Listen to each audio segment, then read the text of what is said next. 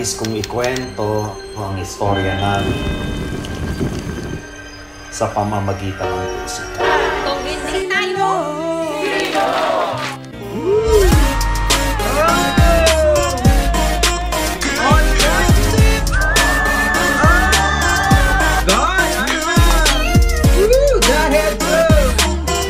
Oh my God! Reza! Style, baby! What's up, everyone? It's me, yours truly, John Valencia, and welcome back to Truly Asia Diaries. For today, ay magre-react tayo sa movie trailer ng Katips. Ito nga ang isa pang controversial film na itinatapat sa Daryl Yap's Made in Malacanang. Ito daw ay ang tunay na pangyayari ng panahon ng martial law. Ano nga ba ang movie ito at tungkol saan ba ito? Yan ang ating aalamin for today's video.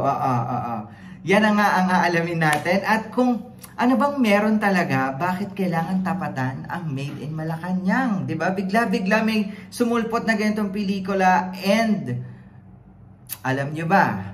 Oh, alam nyo ba to? Charlie, alam nyo ba na humakot ito ng award sa recently concluded FAMAS Award, which is, FAMAS Award is like Oscars in the Philippines. Ganong level yun, guys. So, ibig sabihin, this is definitely a quality film, diba? Pero tingnan natin, ano nga ba ang mensahe ng pelikulang ito sa kanilang trailer. Tingnan natin kasi hindi man natin malalaman ang buong istorya kung hindi natin mapapanood. But then, the trailer gives the idea of the message of the movie. Parang made in Malacanang lang yan. The other side of the truth.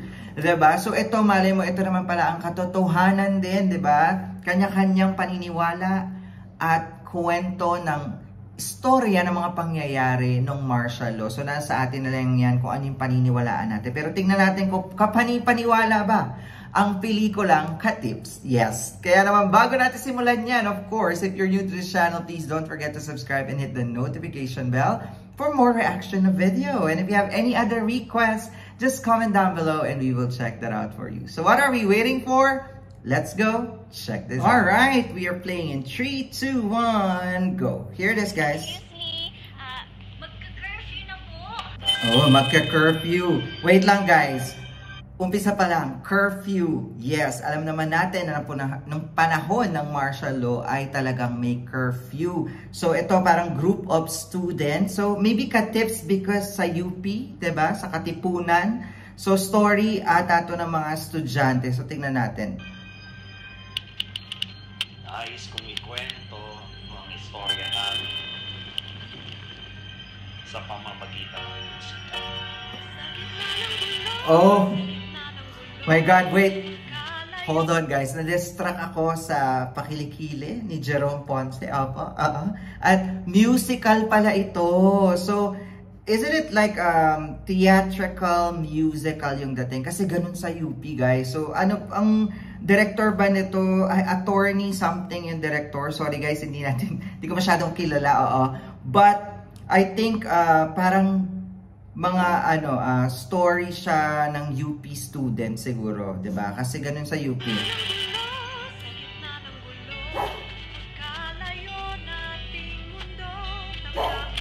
Ayan.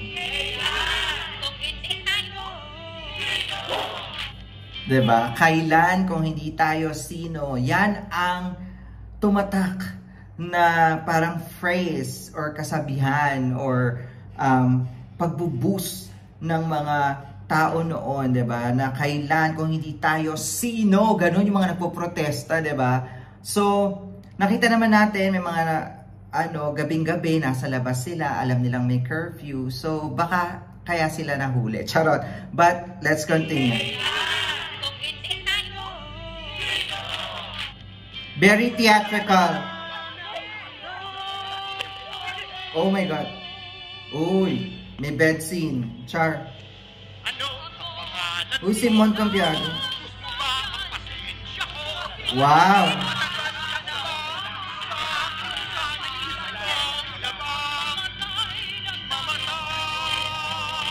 Oh, hold on, guys.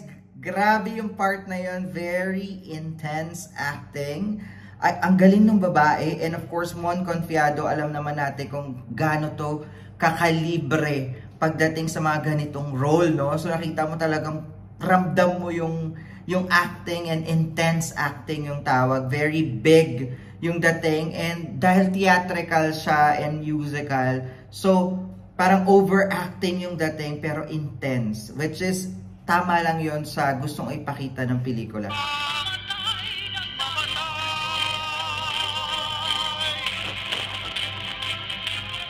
Oh, may dance number.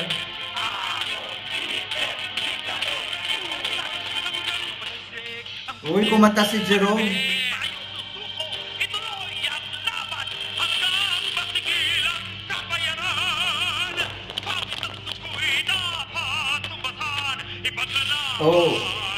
Oh my God. Hold on, guys.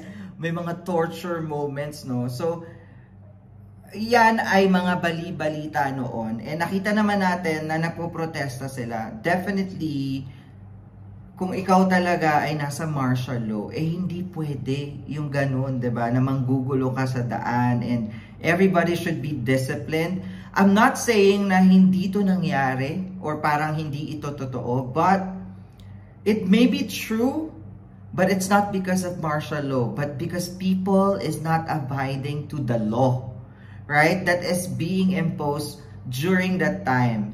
And I'm not saying na i-discredit natin yung mga ganitong pangyayari. Definitely, may mga ganyang storya at mga totoong nangyari, but it doesn't mean it's because of martial law.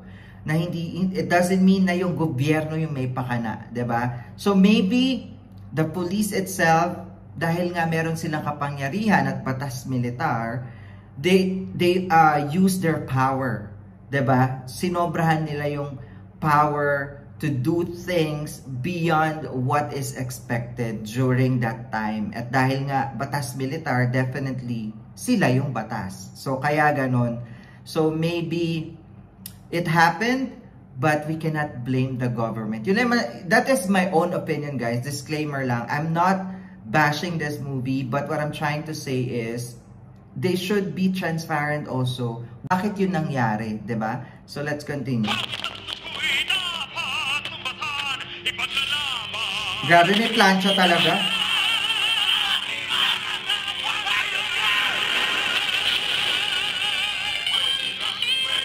Katips. Vince Tañada is the director. At sinunog na nga. Ayan na. Oh.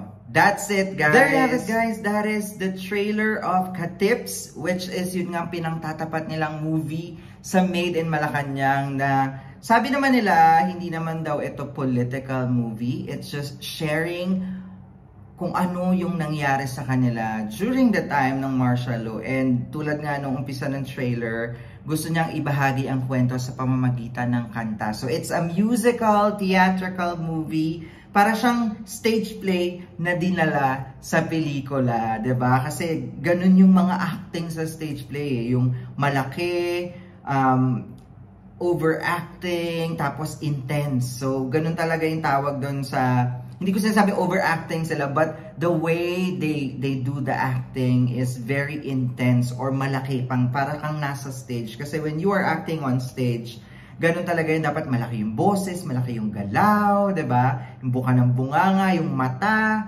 So, that's how I see in this trailer. And Jerome Ponce is one of the lead actor. At bongga yung pakilikili niya dahil. Char! At syempre, Mon Confiado. So, ito nga istorya ng siguro kabataang Pinoy nung panahon ng martial law who is participating for a change. I understand na yung pinaglalaban nila dati ay yung pagbabago.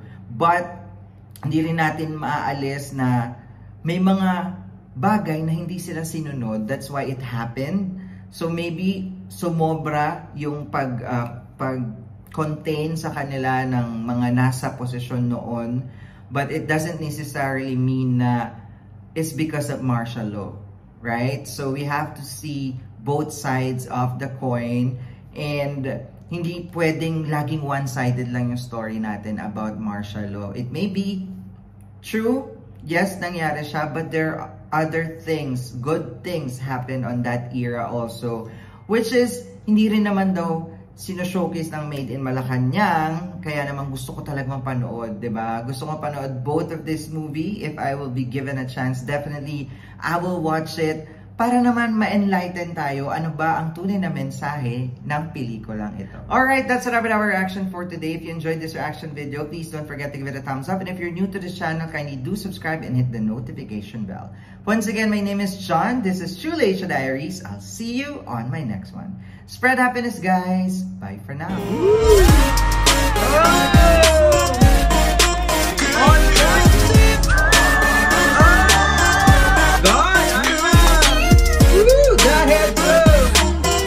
Oh my God!